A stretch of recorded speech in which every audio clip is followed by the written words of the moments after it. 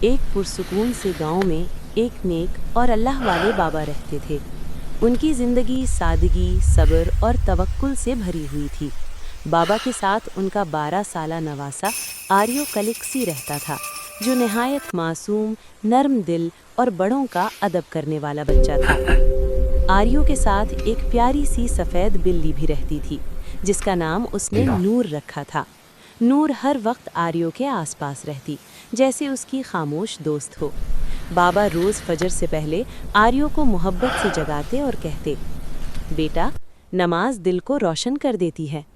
آریو وضو کرتا، جائے نماز بچھاتا اور نور بلی خاموشی سے پاس بیٹھ جاتی۔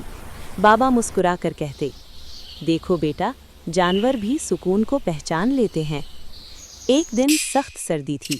آریو نے گلی میں ایک بھوکی اور کمزور بلی کو دیکھا جو کانپ رہی تھی۔ وہ فوراً گھر سے روٹی اور دودھ لے آیا اور اسے کھلا دیا۔ بابا یہ منظر دیکھ رہے تھے۔ انہوں نے کہا، بیٹا، رسول اکرم صلی اللہ علیہ وسلم نے فرمایا، جو مخلوق پر رحم کرتا ہے، اللہ اس پر رحم فرماتا ہے۔